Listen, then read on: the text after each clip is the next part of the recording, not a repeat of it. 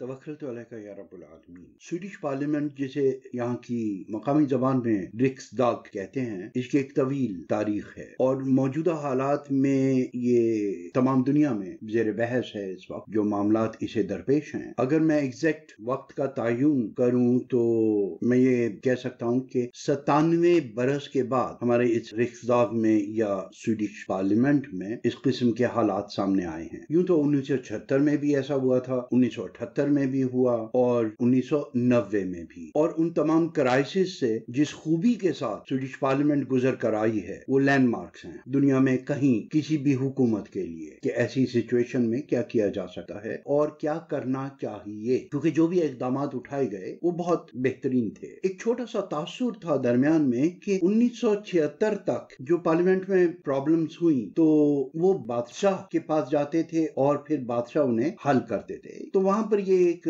तासुर था, बादशाह सलामत के रौब में या बादशाह सलामत के कहने पर उनके एहतराम में और उनकी इज्जत और उनके दिए हुए मशवरे के एहतराम में ये तमाम बातें सॉल्व हो जाती हैं। जहां ये बात एक तरफ तारीफ की थी, वहीं दूसरी तरफ जमहूरियत के डाई हार्ट फैंस जो थे वो इसको जमहूरियत में बादशाह की मुदाखलत तस्वर करते थे कि हम लाख वोट कर लें, लाख इलेक्शन कर लें, आखिर में तो होना वही है जो बादशाह सलामत चाहेंगे। तो 1976 में इस कानून को भी तब्दील कर दिया गया और ये जगह दे दी गई पार्लियामेंट के स्पीकर को कि आप वहां बैठते हैं तो ये काम भी आपका है। तो 1976 के बाद से जो भी हुकूमत बनाने की दावत दी जाती है तो अब वो पार्लियामेंट के स्पीकर देते हैं। और इस दौरान भी स्वीडन में, जैसे मैं पहले अपने लेक्चर्स में कह चुका हूं कि इस किस्म के वाकयात पहले भी हो चुके हैं जहां माइनॉरिटी की हुकूमत, अक़लियत की हुकूमत स्वीडन में रही है। वो 1978 का दौर हो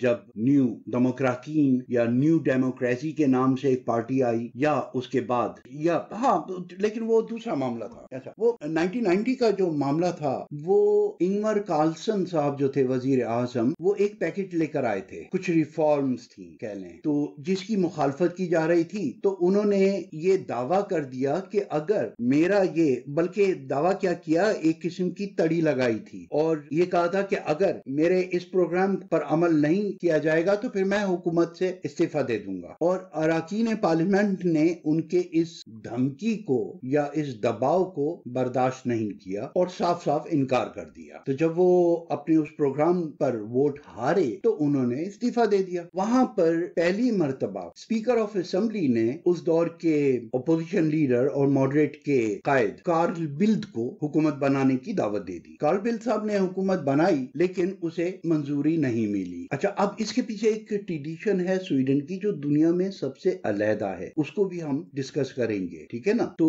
वो थोड़ा सा बाद में, पहले ये मैं बात मुकम्मल कर लूं। तो वहां क्या हुआ कि जब वो अपनी हुकूमत की मंजूरी पार्लियामेंट से नहीं ले सके तो बॉल फिर वापस इंगमर कार्लसन साहब के हाथ में आ गई और मामला चल निकला, जिसमें कुछ प्रोग्राम्स पर अमल किया, उन्होंने कुछ पर नहीं कर सके। और फिर एक इलेक्शन का एक मशहूर वाकया ये भी हुआ कि सोशल डेमोक्रेट ने इलेक्शन लड़ा इस बुनियाद पर कि अब जब हम आएंगे हुकूमत में तो हमसे किसी किस्म की सहूलत या आसाइश की उम्मीद मत रखिए, हमें हुकूमत या स्वीडन को मजबूत करने के लिए 63 बिलियन की जरूरत है और ये 63 बिलियन हमें हर हालत में कटौतियों के जरिए हासिल करने होंगे। लिहाजा अगर हम हुकूमत में आए तो एक बहुत सख्त वक्त होगा, लेकिन उसके बाद जहां जहां अवामी शिकायत हैं या जो चीजें हम अब यहां तक आकर फॉरमोनर कहलाते हैं, यानी हुकूमत की तरफ से जो सब्सिडीज और सर्विसेज दी जाती हैं, तो हम उन्हें माजी की तरह से बल्कि उससे भी बेहतर हालत में आप लोगों को दे सकेंगे। लेकिन उसके लिए हमें पहले 63 बिलियन की कटौतियां करनी पड़ेंगी और इतना फंड जमा करना पड़ेगा। अवाम ने उनका साथ दिया, जबकि दूसरी तरफ नौकरियां देने के वादे थे, परमिट्स देने के वादे थे, नई नई जॉब के, नए नए कारोबार के, क्योंकि मॉडरेट्स जो हैं वो ज्यादातर हम ये देखते हैं कि वो सनतकार और उनके साथ जो दूसरी पार्टीज हैं जिनके पुराने नाम बुंदेस पार्टी हुआ करता था, जो 1913 से लेकर 1957 तक बुंदे पार्टी के नाम से रही, यानी किसान पार्टी। 1913 से लेकर 1957 तक बुंदेस फॉर बुंदेस के नाम से जानी जाती रही और 1957 में اس نے اپنا نام بدل کر سینتن پارٹی رکھ دیا، جو یوں کہہ لیں کہ لیفٹسٹ کا رائٹ ونگ تھا اپنے دور کا، اور اسی پوزیشن میں یہ آج بھی ہے۔ سینتن یعنی تقریباً درمیان میں ہے یہ، اور یہی وجہ ہے کہ ان لوگوں کا الائنس کبھی سوشل ڈیموکریٹس کے ساتھ رہا اور کبھی ماڈریٹس کے ساتھ، اور اس نے اپنے عروج بھی دیکھا ہے۔ فیلڈین صاحب کے دور میں یہ سب سے بڑی پارٹی تھی، بوریا یا الائنس کی۔ اور اب تھوڑا سا فولک پارٹی کے بارے میں بھی بتا دیں۔ فولک پارٹی یعنی پیپلز پارٹی، عوامی پارٹی، یہ 1934 میں مارچ وجود میں آئی تھی، اور دو پارٹیاں تھیں اس دور میں، ایک فریسینان دے فولک پارٹی ہے اور دوسری سویریس لبرالا پارٹی ہے، یعنی سویڈنز لبرل پارٹی اور فری مائنڈڈ پیپلز پارٹی یا فری تھنکر کہہ لیں۔ اور بعد میں درمیان میں انہوں نے اپنا نام تبدیل کیا اور یہ فولک لبرالا پارٹیت کے نام سے جانی گئی، یعنی عوامی پارٹی لبرلز۔ اور اب تاریخ اپنے آپ کو پھر سے دوہرا رہی ہے اور انہوں نے اب اپنا نام صرف لبرل پارٹی رکھ لیا ہے۔ تو یوں کہہ لیں کہ جو شروع میں دو پارٹیاں آپس میں ضم ہوئی تھیں تو پہلے دونوں نام ملے رہے، پھر اس کے بعد ایک نام کو فوقیت دی گئی اور اب نام کے دوسرے حصے کو فوقیت دی جا رہی ہے، یعنی اب یہ لبرلز کہلاتے ہیں۔ پہلے 5 بڑی پارٹیاں ہوا کرتی تھیں لیکن اب 8 گنی جاتی ہیں، اور چھوٹی موٹی فصلی پارٹیاں، سیزنل پارٹیاں جو آتی جاتی رہتی ہیں، جو کسی بڑے بلاک میں شامل نہیں ہوتی۔ بہرحال ہم اپنی بات کو جاری رکھتے ہیں۔ لہٰذا وہ ایک رچ بلاک کہلاتا ہے جو اوپر کے طبقے کی ریپرزنٹیشن، جبکہ سوشل بلاک جو تھا وہ مزدور طبقہ، غریب طبقہ اور امیگرینٹس زیادہ تر انہی کا ساتھ دیتے تھے، زیادہ تر کیا بلکہ 100%، کیونکہ وہ آٹومیٹکلی اس گروپ میں نظر آتے تھے۔ تو مجھے یہ وقت بھی یاد ہے کہ جب ہم اپنے کسی کو ہری ٹائی میں یا نیلی ٹائی میں دیکھتے تھے تو اس وقت ہم لوگ مذاق اڑایا کرتے تھے۔ اب بھی میں دیکھتا ہوں کچھ ہمارے بھائی ہیں وہ سوشل ڈیموکریٹس میں ہیں لیکن ان کی جو تصویر آتی ہے وہ نیلے رنگ کی ٹائی میں آتی ہے۔ بہرحال پارٹی پالیٹکس میں ٹائی کی ایک بہت اہمیت ہے، اور ایک قسم کے پارٹی بیج سے زیادہ آپ کی جیب کا رومال اور آپ کی ٹائی سویڈش پالیٹکس میں بہت اہمیت رکھتی ہے، یعنی ڈریس کوڈ جسے ہم کہتے ہیں۔ بہرحال تو یہ اس دور کی بات ہے کہ جب باقاعدہ ان کا مذاق اڑایا جاتا تھا۔ کسی سالگرہ میں آپ دیکھ لیں یا کسی شادی بیاہ کی تقریب میں جب ہم لوگ ملتے تھے تو وہاں پر فوری طور پر مذاق اڑایا جاتا تھا۔ اب ہمارے ہاں بھی کچھ ایسا طبقہ آیا ہے جنہیں نہ تو پالیٹکس سے اتنی دلچسپی ہے، اپنے ہی 99 کے پھیر میں ہیں، اور جن لوگوں کو تھوڑی بہت سہولت مل رہی ہے جاب کی وجہ سے، جہاں وہ یونین کے ممبر بنتے ہیں تو وہاں انہیں یہ احساس ہونے لگتا ہے کہ شاید ہم پالیٹکس میں آ گئے ہیں، لیکن ڈریس کوڈ کا احساس انہیں اب بھی نہیں ہے۔ یہ تنقید نہیں ہے اور نہ ہی میں کوئی علیحدہ سے پھر اسکول کھول رہا ہوں، یہ میرا ایک فرض ہے۔ علم کسی کی میراث نہیں ہے۔ مسلمان کے لیے تو خاص طور پہ یہ کہا گیا ہے کہ یہ تمہارا کھویا ہوا خزانہ ہے، جہاں سے ملے اٹھا لو اور بانٹنے والے کو اور عطا کیا جائے گا۔ تو اس لیے اگر اسے کوئی تنقید سمجھے تو یہ ان کے نصیب، اور اگر علم کا حصہ سمجھیں تو اس سے مجھے نہیں انہیں ہی فائدہ ہوگا انشاءاللہ، اور اللہ سے امید ہے کہ مجھے اس کا اجر ملے گا انشاءاللہ تبارک تعالیٰ۔ بہرحال تو ہم بات کر رہے تھے سوشل بلاک اور بوریا بلاک، یعنی الائنس اور سوشل بلاک کی۔ تو سوشل بلاک میں اس زمانے کی کمیونسٹ پارٹی تھی اور یہ دو مل کر صرف دو ہوا کرتے تھے، تو یہ دو مل کر حکومت بنا لیتے تھے۔ سوشل ڈیموکریٹس کو جو مجھے یاد ہے زیادہ سے زیادہ 48% ووٹ ملے ہیں، اور کمیونسٹوں کو جو مجھے یاد پڑتا ہے 13% ووٹ ملے، لیکن عام طور پر 44 اور 7 یہ ان کا ایک ایوریج ہوا کرتا تھا۔ 90 کے کرائسس کے بعد یہ جب بسپارنگر یا کٹوتی اور بچت کی جو مہم چلائی گئی، لوگوں نے انہیں ایک بھرپور مینڈیٹ دیا، یہ حکومت میں آئے اور انہوں نے 63 بلین کی بچت کی۔ اب یہاں پر ایک کانسپریسی کہیے، ایک ملی بھگت کہیے، ایک ڈیپ روٹڈ ڈیموکریسی کہیے، ایک ایسا نظام کہیے جس کے پیچھے ہر چیز پہلے سے طے ہے، وہ میں آپ لوگوں پہ چھوڑتا ہوں۔ لیکن جو عوامی تاثر اس کے بعد ابھرا وہ یہ کہ ایک پارٹی جب ڈائریکٹ کہہ رہی ہے کہ ہم تمہیں کوئی سہولت نہیں دیں گے، ہمیں اتنے پیسوں کی ضرورت ہے، تم ہماری مدد کرو، تم ہمارے ساتھ مل کر اسے جھیلو، اور جب انہوں نے جھیلا تو اس کے بعد جب الیکشن آیا اور یہ 63 بلین کا جو بسپارننگ تھی یا جو بچت تھی وہ ہدف بھی پورا ہو گیا، اس کے بعد کون کہہ سکتا ہے کہ نیکسٹ گورنمنٹ کسی دوسرے کی آئے گی؟ تو وہاں ہمیں سویڈن کے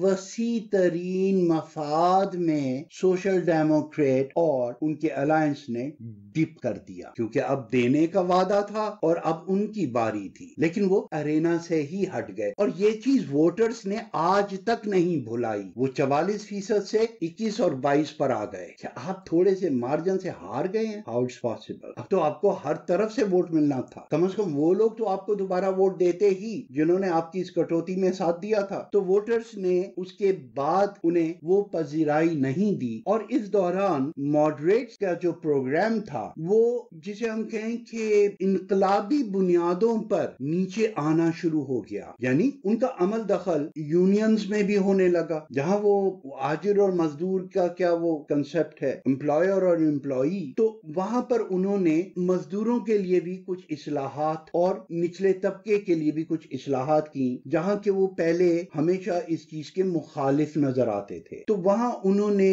جو کام سب سے زیادہ کیا ایک تاجر کی سوچ سے، لیکن اس سے ایک عام مزدور کا بڑا بھلا ہوا۔ انہوں نے کیا کیا کہ کنڈر گارڈنز کی تعداد بڑھا دی، ان کا فنڈ نہیں بڑھایا بلکہ ان کے لیے زیادہ سے زیادہ سہولتیں اس طرح سے دی کہ ہر ایک کا بچہ جو ہے وہ کنڈر گارڈن میں جا سکے، تاکہ ماں باپ فارغ ہو کر کام کریں۔ تو مرتا کیا نہ کرتا، جسے نوکری کی ضرورت ہے اس کے لیے یہ سہولت بہت زیادہ اچھی تھی کہ اگر مجھے گھر بیٹھے فنڈ نہیں مل رہا تو وہ سوشل ڈیموکریٹس کے جانے کے بعد اس طرح سے پریشان تھے کہ ہم کیا کریں۔ تو ماڈریٹس یا الائنس کی گورنمنٹ نے ان کے لیے یہ سہولت کریٹ کی کہ کنڈر گارڈن کی تعداد بڑھا دی گئی، اور یہاں تک کہ فریتیز نیمدن کے نام سے، ریکریشنل سینٹر کے نام سے، انہوں نے ایک اور محکمے میں بھی عمل دخل بڑھا دیا، اور وہ یہ کہ گرمیوں کی چھٹیوں میں بھی آپ بچوں کو ان سینٹرز میں بھیج سکتے ہیں، یعنی مزدور کے دونوں ہاتھ پھر خالی، آؤ آ کے کام کرو اور کماؤ، بیٹھ کے نہ کھاؤ۔ تو جو مزدور طبقہ تھا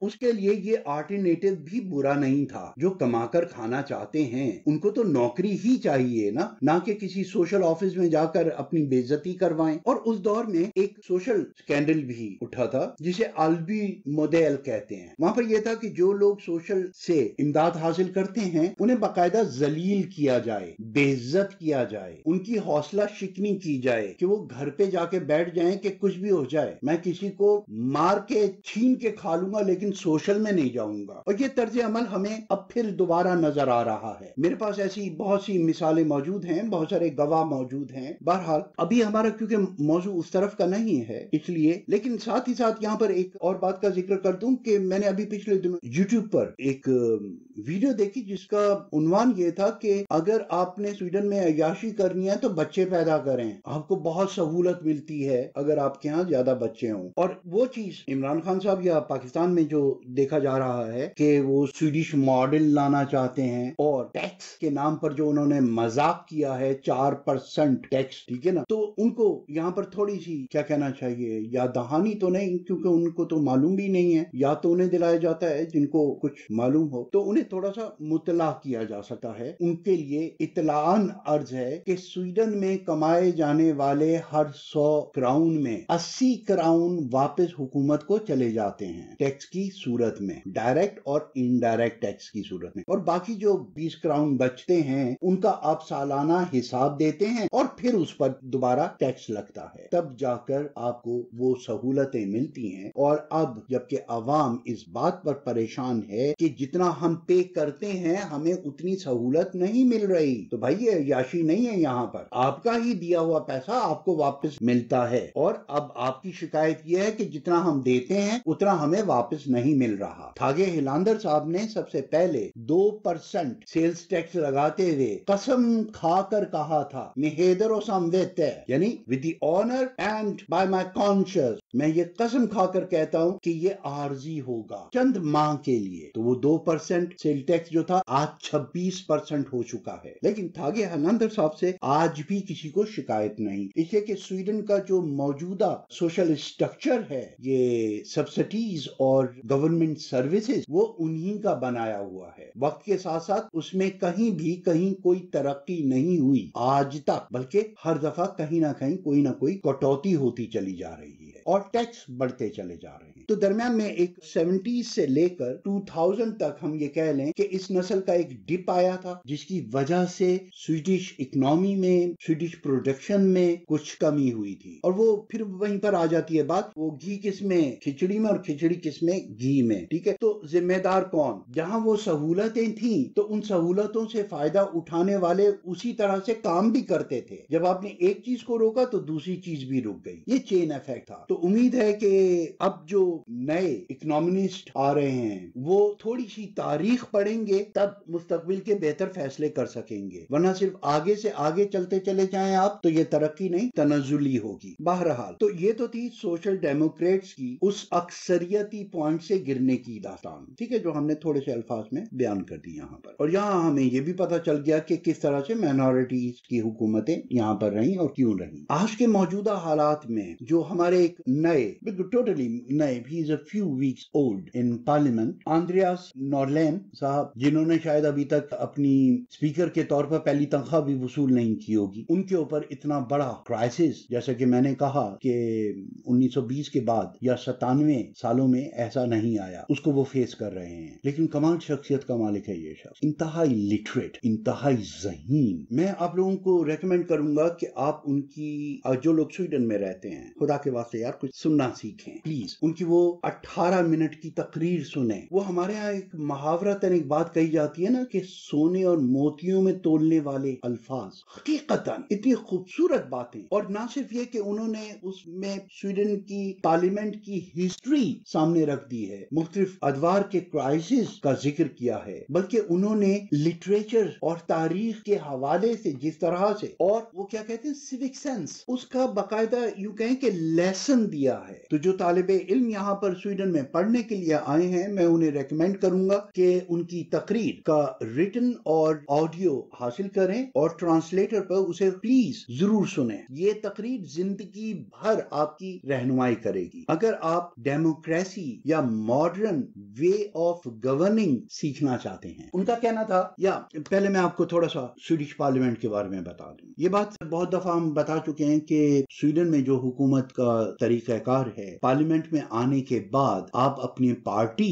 لائن پر رہیں، یہ کوئی لازم نہیں. ہر ووٹ آپ کے اپنے ضمیر کی آواز میں اور آپ کی اپنی سمجھ بوجھ، best of your ability and best of your knowledge, ٹھیک ہے نا، اس کے مطابق ہوتا ہے. یہی وجہ ہے کہ اسٹیفن لیون صاحب کی حکومت، یا ان کو جو ابھی ووٹ ملے ہیں تو ان میں سے ان کی اپنی پارٹی کے 2 لوگوں نے ووٹ نہیں دیے، کیونکہ ٹوٹل گنتی سے ہم یہ اندازہ لگا سکتے ہیں. لیکن کیا واقعی 2 لوگوں نے انہیں ووٹ نہیں دیے؟ یہ تو ہمیں ٹوٹل تعداد سے پتہ چل رہا ہے نا کہ 2 ان کے پارٹی والوں نے بھی نہیں دیے. تو میں یہاں دعوے سے کہہ سکتا ہوں کہ انہیں اپنی پارٹی میں سے 25 30 40 50 شاید لوگوں نے ووٹ نہ دیے ہوں، اور اپوزیشن سے انہیں ووٹ ملے ہوں. یہ ہے سویڈش ٹریڈیشن. تو یہاں پر تعداد ایسی ہے جس کی وجہ سے ہم صرف یہاں یہ 2 لوگ دیکھ سکتے ہیں، ٹھیک ہے نا. تو ہمیں یہ نہیں پتا چلتا کہ مخالفین نے انہیں کتنے ووٹ دیے. سویڈش پارلیمنٹ کی ایک ٹریڈیشن ہے، اور جس کا اظہار اسپیکر صاحب نے یہ کہہ کر کیا ہے کہ میں چاہتا ہوں کہ میری پارلیمنٹ میں ہاں ہاں اور ہاں ہی رہے، نہ ہو. یعنی جو چیز چھن کر سامنے آ رہی ہے اور وہ ایک میجورٹی کی پسند سے ہی آگے آئے. میں ایک ایسی پارلیمنٹ نہیں چاہتا جہاں 50% لوگ انکار کریں کسی پروگرام پر، کسی بل پر. ایسی ڈیوائیڈڈ پارلیمنٹ مجھے نہیں چاہیے، اور نہ ہی میں تاریخ میں ایک ایسا اسپیکر بن کر جانا چاہتا ہوں جس کی موجودگی میں ایسا ہو. تو جو بھی بل ہو اکثریتی رائے سے پاس ہو. تو یہ جو ابسٹین ہوتے ہیں یا انکار میں آتے ہیں، تو ایسا کینڈیڈیٹ سامنے آئے جو ان ابسٹین ووٹرز کو اور نو ووٹرز کو اپیل کرتا ہوا ہو، تو اپوزیشن کم سے کم ہو. تو ہم بھی آندریاس نورلین کی طرح سے اس بات کی امید رکھتے ہیں کہ ہاؤس میں ٹالرنس زیادہ ہوگی، کیونکہ انہوں نے اولف کرسٹرسن کے نام کا اعلان کرنے سے پہلے یہ بات کہی کہ مجھے امید ہے کہ पार्लियामेंट में ज्यादा टॉलरेंस नजर आएगी। बाल्फाज दीगर के बर्दाश्त का मादा पार्लियामेंट में ज्यादा नजर आएगा, क्योंकि इन्हें बर्दाश्त किया जाए, ज्यादा से ज्यादा बर्दाश्त किया जाए। और ये भी जुमला उसी तरफ इशारा कर रहा है कि ये किसको मिलाकर सामने आ रही है नई हुकूमत, और वो क्रिस्चियन साहब के साथ मिलकर आ रही है या सोशल डेमोक्रेट्स के साथ, ये आने वाला वक्त बताएगा। 2 हफ्ते दिए थे प्राइम मिनिस्टर को कि एक बड़ी पार्टी से उनका ताल्लुक है, और यहाँ मुझे ये कहने में बिल्कुल कोई हिचकिचाहट नहीं हो रही है, लेकिन बहरहाल वो क्या कहते हैं कि निगार खाने में तूती की कौन सुनता है। तो मैं तब्दीली नहीं चाहता था, और कोई भी नहीं चाहता यहाँ पर स्वीडन में, और इसका इजहार स्पीकर साहब ने भी कर दिया कि अब यानी उन्होंने 8 मर्तबा मुलाकातें की हैं, 8 पार्टियों से 8 मर्तबा, और उसके बाद फिर पार्टी के अलग-अलग वफूद से मुलाकातें की हैं, फिर सबको बिठाकर मुलाकातें की हैं। उनका कि मैं किसी के ऊपर अपनी राय थोपना नहीं चाहता, लेकिन ये एक ग्रिड लॉक जो है, वो जो बड़े भैंसों के सींग आपस में फंस जाते हैं, ठीक है ना, तो उस ग्रिड लॉक को मैं खोलने में नाकाम रहा हूं, और इसकी वजह से हम लोग इस क्राइसिस में हैं कि दोनों ग्रुप अपनी अपनी जगह पर एक दूसरे के साथ उस पुरानी इफाम तफहीम का मुजाहरा नहीं कर रहे। तो इसलिए अब जबकि मेजॉरिटी वाले या रूलिंग पार्टी वाले अब नई हुकूमत नहीं बना सके, या उन्हें प्राइम मिनिस्टर के तौर पर वोट ऑफ नो कॉन्फिडेंस मिल गया, तो नेचुरली ये दावत मुझे उनके ओपोनेंट को देनी पड़ी। उसके बाद जो सबसे बड़ी पार्टी है उल्फ क्रिस्चियन साहब, तो ये उल्फ क्रिस्चियन साहब को जो दावत दी गई है इस दावत के मिलने के बाद उनका भी हलक खुश्क हो गया, उन्हें भी पानी के घूंट पीने पड़े इस बात का ऐलान करने से पहले कि उन्हें ये दावत मिली है। लेकिन यहाँ पर अभी तक पार्लियामेंट के स्पीकर ने अपने इख्तियारात इस्तेमाल नहीं किए, ये आप बात याद रखिएगा। उनके पास इख्तियार है कि वो 4 मर्तबा किसी को बाज़ाब्ता तौर पर हुकूमत बनाने की दावत दे सकते हैं, नंबर 1। नंबर 2 कि वो ये सजेशन भी दे सकते हैं कि आप अपनी हुकूमत में किस किस को शामिल कीजिए। समझ में आ रही है मैं क्या बता रहा हूँ? कि वो ये कह सकते हैं कि आप जिमी ओकेसन की एसडी पार्टी को भी अपने साथ शामिल कीजिए, इनके साथ मुज़ाकरात कीजिए, इनके साथ एक कॉमन प्लेटफॉर्म बनाएं और मेरे पास वापस आइए। तो ये इख्तियार उनके पास है। तो स्पीकर ऑफ असेंबली जो हैं वो बहुत पावरफुल हैं। यहाँ पर अब याद आया ना कि जैसे वो शाहाना पावर, ठीक है ना, तो वो इख्तियारात इनके पास बिल्कुल उसी तरह से हैं जैसे बादशाह सलामत के पास थे, ठीक है ना, कार्ल गुस्ताव द 16, ठीक है ना, जिन्होंने इसको गिव अप किया, लेकिन उससे पहले जो बादशाह करते रहे आदल्स वगैरह। तो इस चीज को अब हम इस तरह से देखें कि इनके पास कानून के मुताबिक ये 4 मर्तबा ऐसा ऑर्डर जारी कर सकते हैं पार्लियामेंट में कि मैंने इन्हें चुना है, आप इन्हें वोट दें और अपने वोट के जरिए मुझे बताइए कि जो मेरा सजेशन है सही है या गलत है। तो 4 मर्तबा तो वो ऐसा कर सकते हैं, लेकिन अभी तक उन्होंने एक दफा भी ऐसा नहीं किया। ये जो उल्फ क्रिस्चियन को जो उन्होंने दावत दी है ये उन 4 में शामिल नहीं है। ये या यूं कह लीजिए कि जब एक साइड नाकाम हुई है तो ऑटोमेटिकली दूसरी साइड आई है। इन्होंने तो सिर्फ उन्हें ये कहा है कि भाई आप 2 हफ्तों में मेरे पास अपनी रिपोर्ट लेकर आइए। यूं कह लें कि 2 हफ्तों में आप मुझे बताएं कि आप किस हद तक तैयार हुए कि पार्लियामेंट में जाकर आपके लिए यस और नो दिया जाए या नहीं। तो अब यहाँ पर मैं ये उम्मीद कर सकता हूँ कि जिस तरह से कार्ल बिल्ड साहब नाकाम हुए थे और हुकूमत वापस इनवर कार्लसन साहब के पास चली गई थी, तो उम्मीद ये की जा सकती है अब भी कि सोशल डेमोक्रेट्स वापस हुकूमत में आ जाएं। अच्छा, स्टॉकहोम की एक मशहूर शख्सियत जो 90 की दहाई से अब तक सोशल डेमोक्रेट्स के स्टॉकहोम के सदर हैं, आंडर्स ईगेमान, वो न सिर्फ ये कि स्टॉकहोम में या सोशल डेमोक्रेट्स में बल्कि ऑन दी होल पूरे मुल्क में खासी असर रसूख रखने वाली शख्सियत के मालिक हैं। और उनका ये कहना कि एसडी पार्टी वालों से भी बात हो सकती है लेकिन जिमी ओकेसन पर एतमाद नहीं किया जा सकता। तो यहाँ वो क्या एक क्लू दे रहे हैं, उन्होंने ये बात यूं ही तो नहीं कह दी, ये लोग कोई बात बिला वजह नहीं करते। तो क्या ये सोचने में मैं हक बजानिब नहीं हूं कि ये एसडी पार्टी से भी बातचीत करने को तैयार हैं, लेकिन उनके सरबराह पर बेएतमादी ہوتی ہے انہیں، ورنہ اتنی بڑی بات کہنے کی انہیں ضرورت نہ ہوتی۔ دوسری طرف جمی اوکیسن صاحب کی یہ کہتے ہیں کہ اگر پارٹی کے لیے ضروری ہوا تو میں استعفیٰ دینے کا بھی سوچ سکتا ہوں۔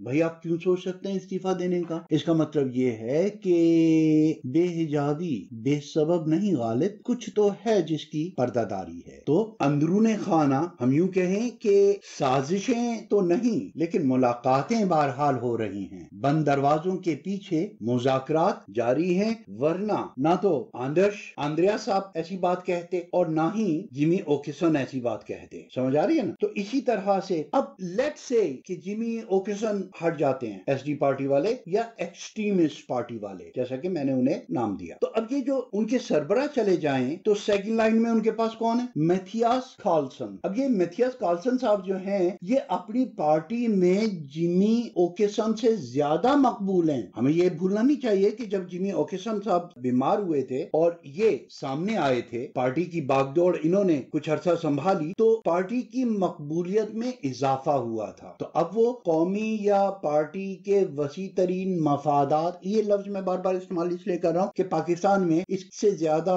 مس یوز ورڈ آپ کو نہیں ملے گا، ٹھیک ہے نا؟ تو اس کا وہ مطلب نہیں نکلتا جو اس کا مطلب ہے، جیسے کہ پاکستان کے ٹاک شوز میں آتا ہے کہ میں ان کا بڑا احترام کرتا ہوں، تو اب وہ احترام کا مطلب وہ احترام نہیں ہے۔ آپ سمجھ لیجئے جس کا احترام کریں اب اس کے کپڑے اتاریں گے، ٹھیک ہے نا؟ یا وہ ہمارے بڑے محترم ہیں۔ تو اسی طرح سے یہ جو ملکی وسیع ترین مفادات جو ہوتے ہیں، ٹھیک ہے نا، تو انہی کے اندر انتہائی قسم کی خود غرضیاں پائی جاتی ہیں۔ اب اس کا مطلب یہ نکل رہا ہے I don't like these terms، کہ یہ سوچ کہ الفاظ کو اتنا غلط انداز میں استعمال کیا جائے، میں نہیں سمجھتا کہ یہ طنز کی کوئی بہتر فارم ہے۔ بھائی جسے گالی دینی ہو اسے ڈائریکٹ گالی دو۔ ہر حکومت میں آنے والے کو آپ شرفا یا اشرافیہ مت کہیے۔ اشرافیہ حکومتوں اور عہدوں سے نہیں بنتی، وہ اپنے حسب اور نسب سے بنتی ہیں، ورنہ عمر ثانی جب ان کو 3 بار پکارا گیا یا سیدی یا سیدی یا سیدی، اور وہ تینوں بار انہوں نے ادھر ادھر دیکھا اور پھر اپنے کام میں مشغول ہو گئے، تو وہ آدمی پاس آیا اور کہا کہ میں آپ کو 3 بار میں نے آپ کو پکارا، کیا بات ہے آپ مجھ سے ناراض ہیں؟ انہوں نے کہا نہیں، تم نے عزتوں والوں کو پکارا تھا، اب عزتوں والے چلے گئے، اب اعمال والے رہ گئے ہیں۔ اب مافیا کے ذریعے کرسیوں پہ قابض لوگوں کو اشرافیہ کہہ رہے ہیں۔ بہرحال ہمارے ایک پڑھے لکھے طبقے کو اس طرف توجہ دینے کی ضرورت ہے، کیونکہ میڈیا ہی سے قوموں کی تربیت کی جاتی ہے، تو یہ جو ذرائع ابلاغ و نشریات ہیں ان میں ایسے الفاظ کی احتیاط کرنی چاہیے۔ بہرحال بیک ٹو آور سبجیکٹ، تو اگر جمی اوکیسن ہٹ جاتے ہیں، ان کی جگہ ماتھیاس آ جاتے ہیں، تو ماتھیاس تو اس سے بھی زیادہ پاپولر ہیں۔ اب وہ جو مذاکرات ہو رہے ہیں پس پردہ، وہ دیکھنے ہیں کہ اونٹ کس کروٹ بیٹھتا ہے۔ لیکن اب میں یہ اپنے شک کا اظہار کر رہا ہوں پہلی مرتبہ کہ باضابطہ یا بلا واسطہ ان 62 سیٹوں کے ووٹرز کو عزت دینے کے نام سے انہیں کہیں نہ کہیں کوئی نہ کوئی سہولت دی جائے گی اور انہیں پارلیمنٹ میں کہیں نہ کہیں جگہ ملے گی، اور شاید ایسے ہی اقدامات ہو رہے ہیں پس پردہ۔ اگر بڑی پارٹیوں میں قومی مفاد پر حقیقی وسیع تر قومی مفاد میں کوئی لین دین نہیں ہوتا تو اولف کرسچنسن اس وقت تک حکومت نہیں بنا سکتے جب تک کہ سوشل ڈیموکریٹس کے گروپ انہیں سہولت فراہم نہ کریں، اور سوشل ڈیموکریٹس اس وقت تک حکومت نہیں بنا سکتے جب تک کہ الائنس کے گروپ میں سے انہیں کوئی سہولت نہ دے۔ اگر ایسا نہیں ہوا تو جمی اوکیسن کی حیثیت مزید بڑھ جائے گی۔ اب یہ کتنا وقت لگے گا؟ تو اس کا سمپلی جواب یہ ہے کہ یہاں پر بھی اوور گونگ ریئرنگ کہلاتی ہے، جو اسپیکر صاحب جس کا اعلان کر سکتے ہیں، اور وہ ہمارے ہاں جو عبوری حکومت کہلاتی ہے اس کا قانون موجود ہے، اور جو اس وقت بھی وہی کام کر رہی ہے، لیکن باقاعدہ عہدوں کا اعلان ایک متعینہ مدت کے بعد ہمارے اسپیکر صاحب اس کا اعلان کر سکتے ہیں۔ تو یہ کرائسس اس طرح سے نہیں ہے کہ حکومتی کام رکے رہیں گے، وہ چلتے رہیں گے۔ جیسا کہ میں نے کہا نا کہ الیکشن، حکومت، پارلیمنٹ وہ ایک علیحدہ چیز ہے، اور سلطنت اور اس کے کاروبار ٹوٹلی علیحدہ چیز ہیں۔ تو یہ لوگ جو حکومت میں